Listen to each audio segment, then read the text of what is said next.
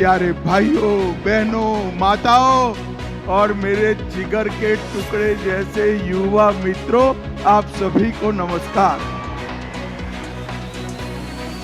मैं सबसे पहले ताई भुवनेश्वरी को प्रणाम कर मेरी बात की शुरुआत करता हूं।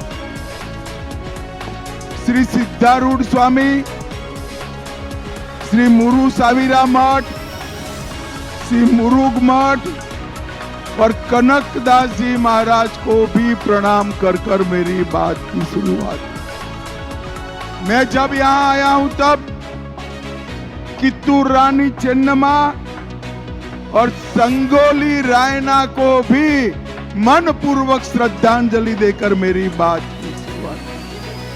भाइयों और बहनों, धारवाड़ हमारे भारत के शास्त्रीय संगीत ज्ञानपीठ की एक बहुत बड़ी राजधानी, सवाई गंधर्व भीमसेन जोशी को मनपूर्वक याद कर मैं अपनी बात की शुरुआत करना चाहता हूं।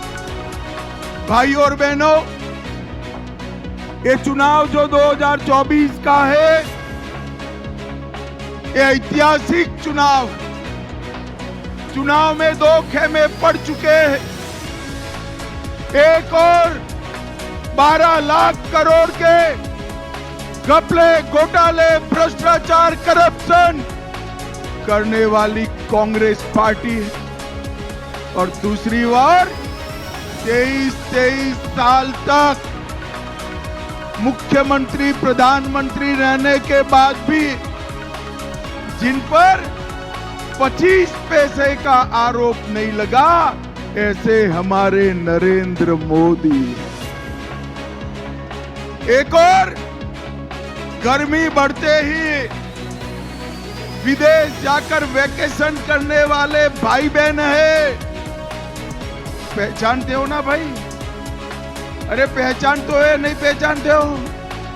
पक्का पहचानते हो ना?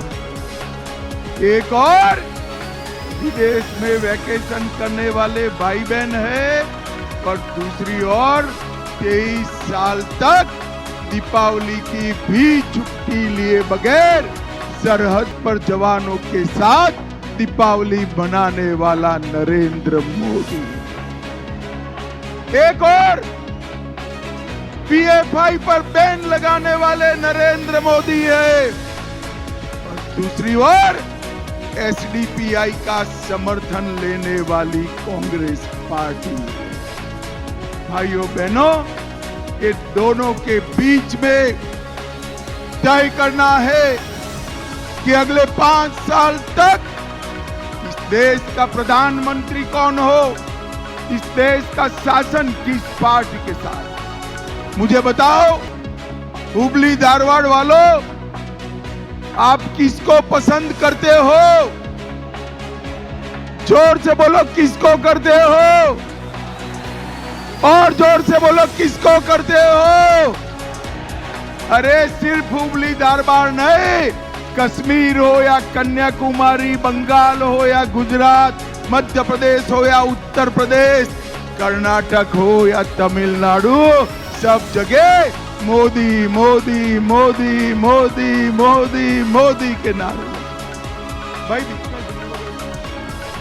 चारों ओर देश भर ने तय किया है कि इस बार प्रचंड बहुमत के साथ मोदी जी को जिताना है और मैं आज यहाँ प्रहलाद भाई को जिताने के लिए अपील करने नहीं आया हूँ।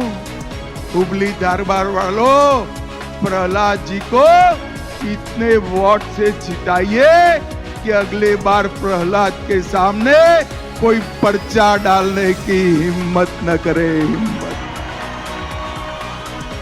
ये प्रहलाद भाई ने ही तिरंगे के लिए इसी भूमि पर से आंदोलन छेड़ा था और प्रहलाद भाई के आंदोलन से शुरू हुई तिरंगे के सम्मान की यात्रा आज मोदी जी ने कश्मीर के लाल चौक के अंदर भी तिरंगा।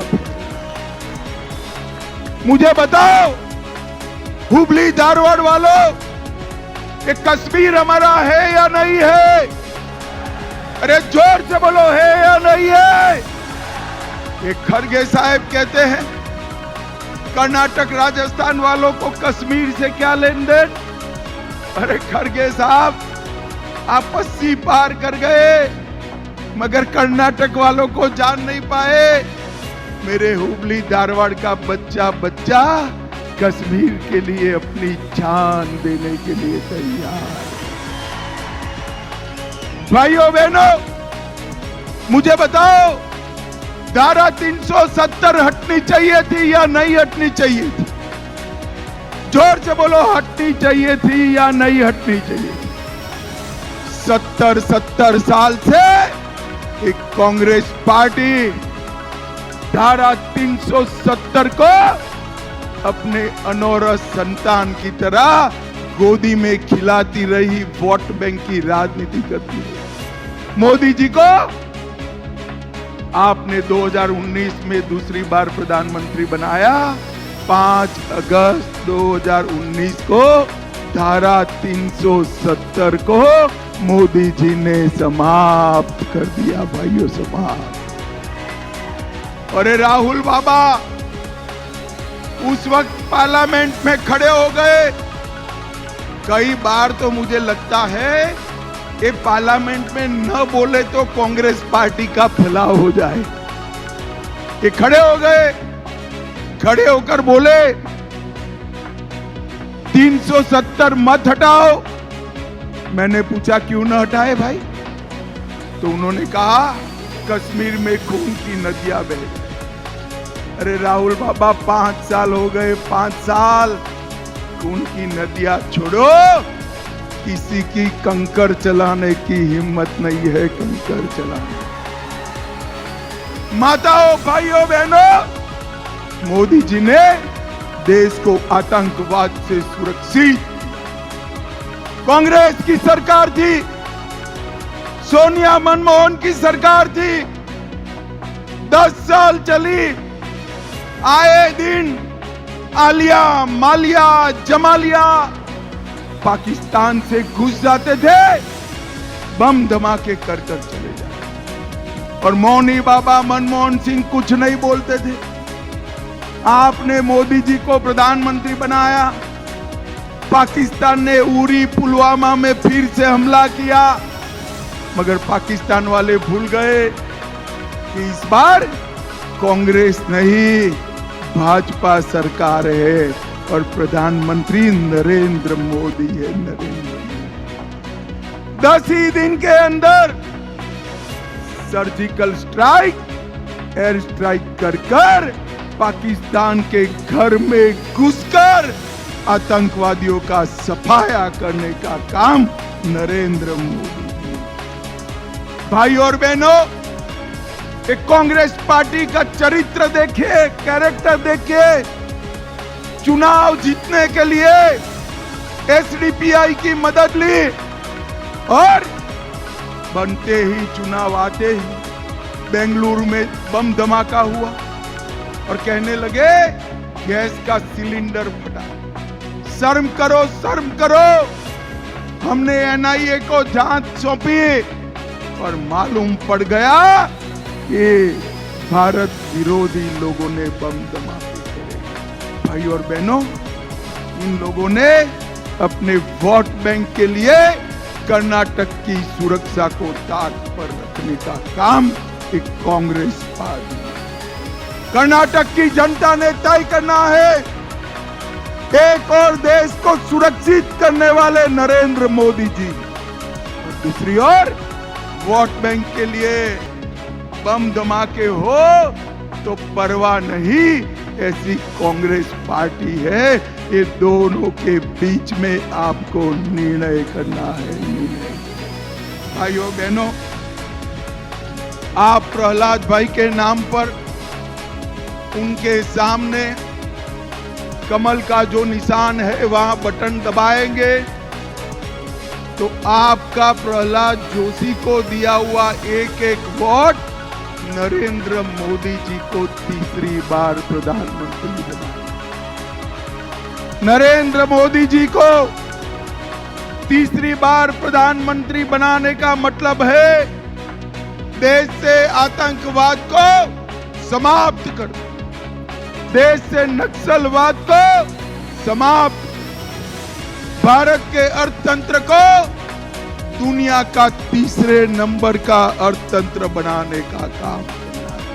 3 करोड़ गरीब माताओं को लखपति दीदी बनाना, 3 लाख गांव में पैक्स और डेयरी बनाना, चंद्रयान, मंगलयान, आदित्ययान तीनों मिशन को सफल करना और कश्मीर, नॉर्थ ईस्ट और नक्सलवादी क्षेत्रों में शांति की स्थापना करना। भाई और बहनों, आज इतने सारे लोग, पूरा स्टेडियम भरा हुआ है। मुझे बताओ भाई, अयोध्या में राम मंदिर बनना चाहिए या नहीं बनना चाहिए? जोर से बोलिए, बनना चाहिए या नहीं बनना चाहिए? 70 साल से एक कांग्रेस पार्टी राम मंदिर के मुद्दे को अटकाती रही, लटकाती रही, भटकाती रही। आपने मोदी जी को दूसरी बार प्रधानमंत्री बनाया। 5 साल में ही मोदी जी ने केस भी जीता, भूमि पूजन भी किया और 22 जनवरी को प्राण प्रतिष्ठा कर जय श्री राम कर। और भाई और बहनों, कांग्रेस पार्टी का कैरेक्टर देखिए। प्राण प्रतिष्ठा के कार्यक्रम में खड़गे जी, सोनिया जी, राहुल बाबा, ये सबको आमंत्रण भेजे, मगर वो उनकी वोट बैंक है ना, वोट बैंक कौन सी जानते हो ना भाई? जानते हो या नहीं जानते हो? ईश्वर जानते हो या नहीं जानते हो? ये वोट बैंक से डर से प्राण प्रतिष्ठा के महोत्सव में है। अब मुझे बताओ भाई, जो राम की प्राण प्रतिष्ठा के महोत्सव में न जाए, हुबली धारवाड़ वाले इनके साथ रह सकते हैं क्या? रह सकते हैं क्या? भाइयों बहनों, इन लोगों ने 70 साल तक जातिवाद, परिवारवाद, भ्रष्टाचार की राजनीति करी, तुष्टीकरण की राजनीति करी। मोदी जी ने 10 साल के अंदर ही इनकी सब राजनीति को समाप्त कर विकास की राजनीति का रास्ता देश के अंदर प्रशस्त किया है। मित्रों, आज मैं यहाँ आया हूँ स्पेशल प्रहलाद जोशी को जिताने की अपील करने के लिए। प्रहलाद जी, आप जरा खड़े हो जाइए, आगे आइए। मैं देश में जिस क्षेत्र में जाता हूँ, वहां के मतदाता कहते हैं हमारे सांसद को भाई साहब मंत्री बना देना। अब धारवाड़ वालों, हुबली वालों, आपको तो बनाया बड़ा मंत्री हमने दिया है, कोई गलती मत करने देना। मेरी बात समझ रहे हैं या नहीं समझ रहे? ये युवा समझ रहे हैं या नहीं समझ रहे? आप प्रहलाद जोशी को दिल्ली भेजो, उनको बड़ा बनाने का काम हम करेंगे भाइयों, हम करेंगे। भाई और बहनों, प्रहलाद जोशी देखने में सीधे साधे हैं, मगर हुबली धारवाड़ का काम आता है तो धड़ाम से मेरे साथ भी झगड़ा कर लेते हैं। कोरोना आया, सबसे ज्यादा वैक्सीन अगर कहीं आया तो हुबली धारवाड़ में आया। मुझे बताओ भाई, सबको वैक्सीन मिला है या नहीं मिला है? अरे 2 मिले हो तो दोनों हाथ खड़ा करो जरा। दोनों वैक्सीन लगे ना, किसी को चारा ना देना पड़ा है। मोदी जी ने कॉफी पिलाकर मुफ्त में वैक्सीन दिया ना, इसके लिए ये हमारे धारवाड़ के सांसद ने झगड़ा कर आपको कोरोना से सुरक्षित करने का काम प्रहलाद जोशी। धारवाड़ के अंदर 100% घरों के अंदर नल से जल पहुंचाने का काम हमारे प्रहलाद जोशी ने करा है। ताली बजाइए जरा जोर से प्रहलाद के साथ। और प्रहलाद जी ने धारवाड़ की लाखों माताओं के घर में गैस का कनेक्शन दिया। सिर्फ धारवाड़ के अंदर 19 लाख घर बनाए, शौचालय लाखों बनाए, कई माताओं बहनों को 5 लाख तक का पूरा बीमा दिया और धारवाड़ के अंदर 15 लाख से ज्यादा गरीबों को 5 किलो अनाज प्रति माह मुफ्त में देने का काम प्रहलाद भाई ने। भाई और बहनों, जब इस प्रकार का सांसद मिले तब कभी गवाना नहीं। मैं आज कर्नाटक में आया हूं। अभी अभी यहाँ के मुख्यमंत्री सूखे पर राजनीति करते हैं। सूखे का पैसा क्यों देर से पहुंचा, आज मैं कर्नाटक की जनता को सत्य बताना चाहता। ये दोनों मुख्यमंत्री और उप मुख्यमंत्री अंदर अंदर झगड़ते हैं। उप मुख्यमंत्री मुख्यमंत्री को गिराने में पड़े और मुख्यमंत्री टिकने में पड़े। दरख्वास्त ही लेट कर दी, 3 बार दरखास्त भेजी। तीसरी दरखास्त आते आते आचार संहिता आ गई, इसलिए लेट हुआ है। और ये लोग झूठ बोलकर भारतीय जनता पार्टी पर आरोप। भाई और बहनों, उनको लगा अभी हमारा जेडीएस से समाधान है, तो रेवन्ना का सीढ़ी आया। उनको लगा भारतीय जनता पार्टी को घेर ले। मैं आज स्पष्ट कर जाता हूं, किसी भी महिला के साथ कोई भी अत्याचार करे, भारतीय जनता पार्टी इसके साथ नहीं रह सकती। सुन लो सिद्धरामैया जी, डीके शिवकुमार जी, सरकार आपकी है, कांग्रेस पार्टी की है। कदम उठाना था तो आपको उठाना था।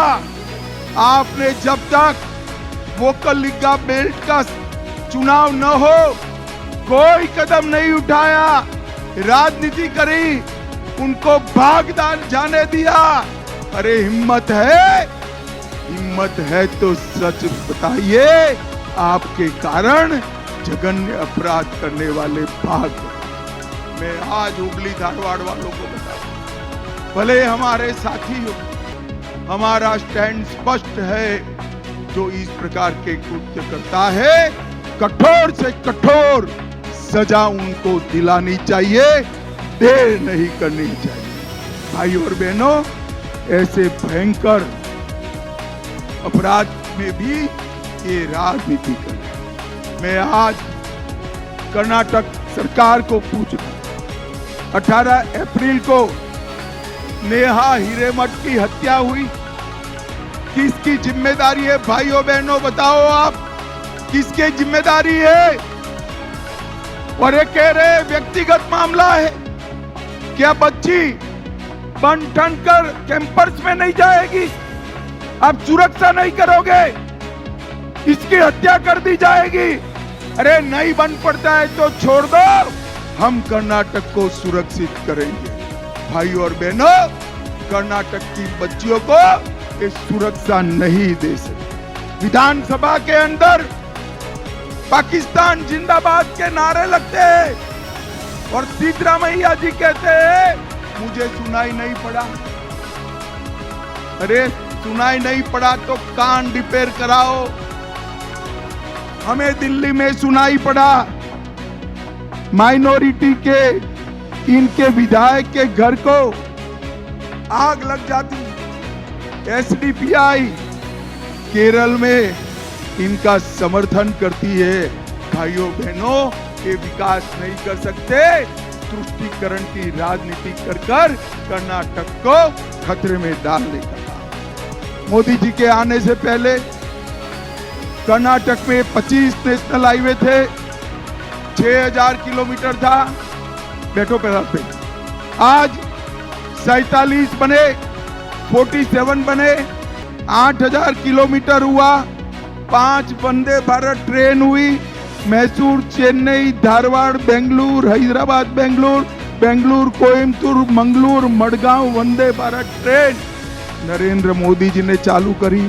शिवमोगा और हुबली हवाई अड्डे को नया बनाया जा रहा है और उत्तर कर्नाटक के लिए ऊपरी भद्रा, अपर कृष्णा, कलसा डूंगरी 12,000 करोड़ रुपया के सिंचाई के काम किए। इसी गांव में टेक्सटाइल पार्क बनाया, हावेरी में मेगा डेयरी बन रही है और इसके साथ साथ हावेरी में नया मेडिकल कॉलेज भी बनाने का काम नरेंद्र मोदी जी करेंगे। भाइयों बहनों, मैं आज यहां आया हूं तब